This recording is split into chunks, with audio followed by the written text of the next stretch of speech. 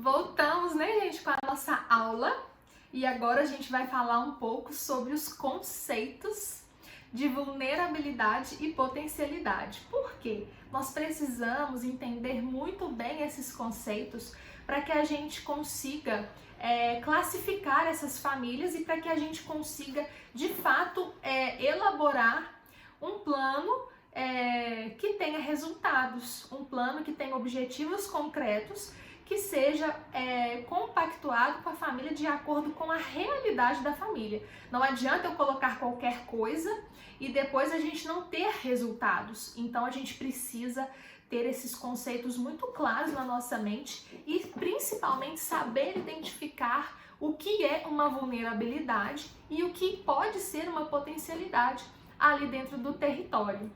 Então, gente, a vulnerabilidade, o que é vulnerabilidade? É qualidade de vulnerável, ou seja, o lado fraco de um assunto ou questão.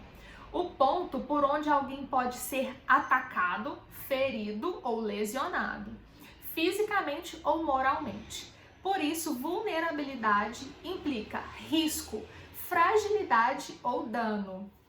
Então, gente, o que acontece? A gente precisa ter muito claro o que é essa vulnerabilidade, ou seja, essas questões elas podem trazer grandes danos para essas famílias. Por isso nós precisamos identificar para a gente poder sanar tudo isso, né? Para a gente poder ajudar essas famílias a superarem essa situação.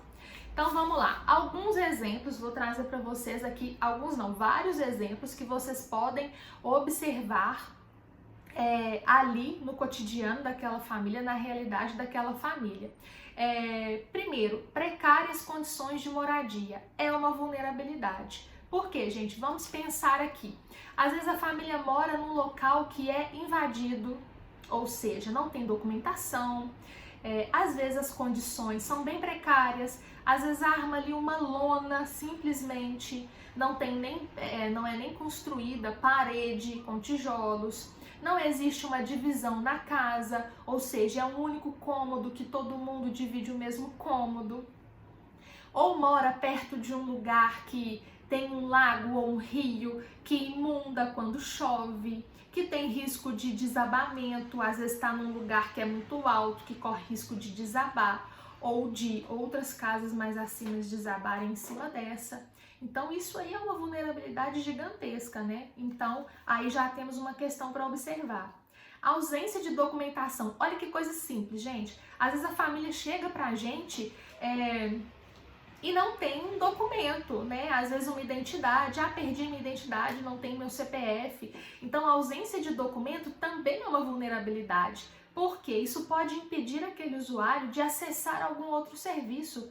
Se a pessoa for hospitalizada, por exemplo, né? Como que essa pessoa vai conseguir algum procedimento de saúde se não tem uma identidade? Ou se não tem um CPF? Às vezes perdeu a certidão de nascimento do filho. Como que vai matricular a criança sem essa certidão de nascimento? Então, uma coisa simples que também é uma vulnerabilidade.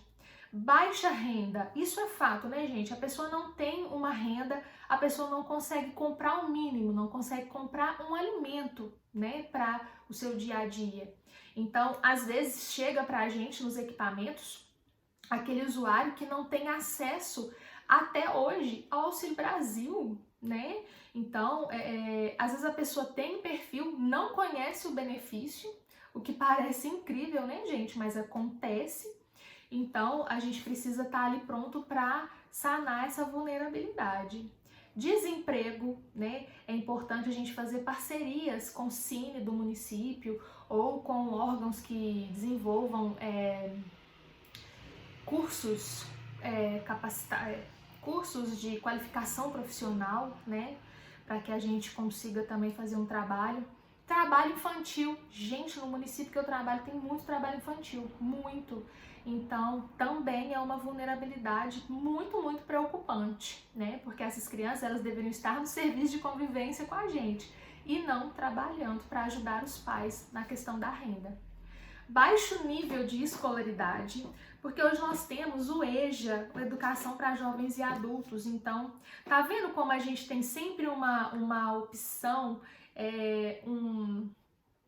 alguma coisa, alguma forma de resolver as questões, né? Então, isso é muito importante. O analfabetismo, porque nós temos um número ainda muito alto de analfabetos, pessoas que não tiveram oportunidade de estudar, né, gente? Então, analfabetismo. Criança e adolescente fora da escola.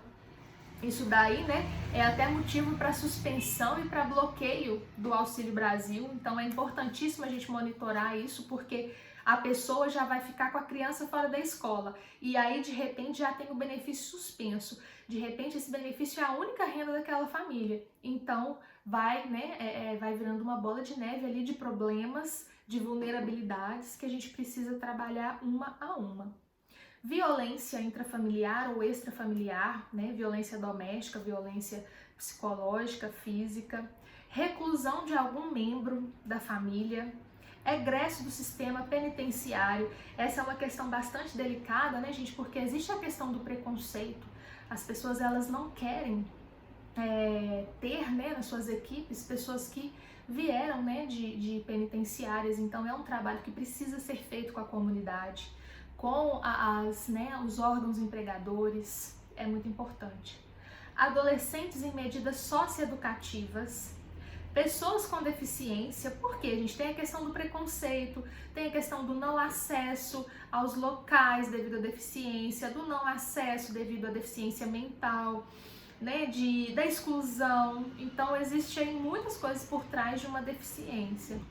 Doença limitadora de atividades do cotidiano. Algumas pessoas apresentam determinadas doenças que as impedem ou dificultam, né, que elas façam atividades corriqueiras do cotidiano, do dia a dia.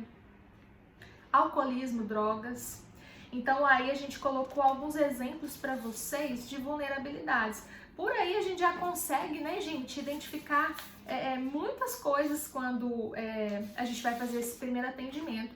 Então, o que eu sugiro para vocês? Eu vou colocar aqui no material de apoio, tá? Um checklist com essa lista de vulnerabilidades e também um checklist com as possibilidades de potencialidades para as famílias. Então, o que vocês podem fazer? Imprimir e deixar ali na pastinha de apoio de vocês. Quando forem fazer os atendimentos, vocês já peguem ali esse checklist para vocês conferirem. Então, vocês já vão identificando o que tem ali na sua família daquele checklist. Com o tempo, isso fica automático. Então, vocês vão conseguir fazer essa classificação com muita naturalidade. E, gente, potencialidade. O que vem a ser a potencialidade? Ela é a possibilidade de realização. Ou seja, é a possibilidade que algo ou alguém tem de transformar a realidade. Então, quando eu falo com vocês que a gente precisa trazer esse usuário e mostrar para ele que, né, estimular, trazer uma reflexão para que ele entenda e perceba que ele precisa passar por essa transformação na vida dele, então, através da potencialidade, a gente consegue fazer isso. Quando a gente consegue identificar essas potências e a gente mostra isso para eles, então eu acho que dá aquele brilho nos olhos. E aí a gente começa o trabalho. Então é muito bacana. Então vamos lá, alguns exemplos de potencialidades. Gente, as potencialidades, elas estão muito voltadas para a questão do território. Porque nós sabemos que nós, enquanto equipamento, não conseguimos trabalhar sozinhos. Nós precisamos do apoio de toda a rede socioassistencial. Então, a gente precisa ali conhecer, primeira coisa, conhecer o meu território, conhecer a minha rede. Então, se eu conheço uma ONG que desenvolve um trabalho com crianças, uma escolinha de futebol gratuita, isso é uma potencialidade, porque eu posso pegar aquela criança que às vezes está ali na rua, que não está fazendo nada, eu posso pegar essa criança e incluir nessa atividade gratuita. O serviço de convivência que nós temos nos equipamentos, né? Então, a inclusão dos membros no serviço de convivência também é uma potencialidade, porque o serviço de convivência, ele traz muitos ensinamentos, né, para essas crianças, jovens, adultos e idosos. Aquele idoso que às vezes é o beneficiário do BPC, né, gente? Que às vezes está lá em casa só assistindo televisão, deitado o dia todo. Então a gente já consegue trazê-lo para uma atividade, ele começa a entender que ele tem autonomia e que ele pode ainda participar de muitas coisas ali dentro da comunidade. Então isso é muito importante, né? A gente identificar que existe uma organização dentro da família, entre os membros, né?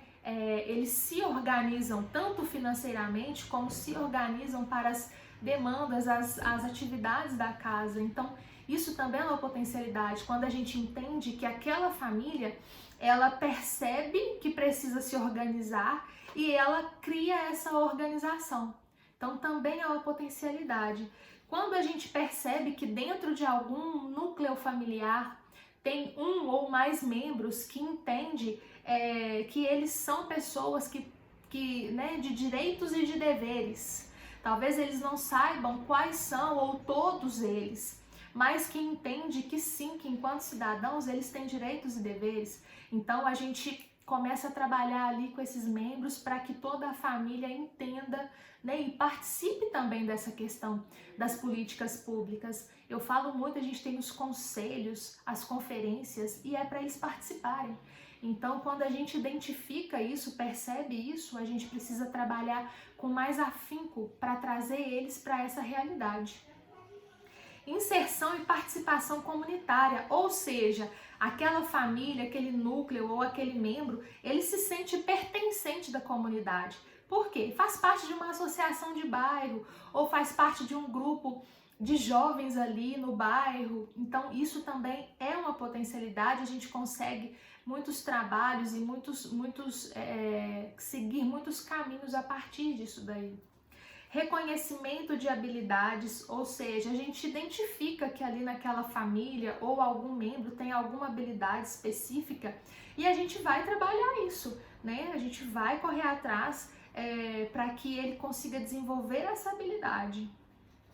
Quando a gente percebe, né, que o indivíduo ele quer mudar, ele quer transformar sua realidade, seu cotidiano, então isso também é considerada uma potencialidade. Apoio da rede primária. O que seria esse apoio, gente? Apoio de parentes, amigos, vizinhos, colegas de trabalho. Porque às vezes a família ela precisa ter uma rede de apoio. Às vezes a mãe trabalha, o pai faz bico, então o adolescente ele precisa ter uma rede de apoio ali, ou às vezes na ausência de um ou de outro, aí vem algum familiar, já fica na casa, cuida da casa, cuida do filho. Então é essa rede de apoio que as famílias elas acabam formando, né, para conseguir lidar e vencer ali o cotidiano tão pesado que elas vivenciam. E a manutenção de vínculos de solidariedade, né, gente? Isso é muito importante. É aquela família que ela entende que ela precisa ser solidária à outra e também recebe esse cuidado. Então, isso daí também é considerado uma potencialidade.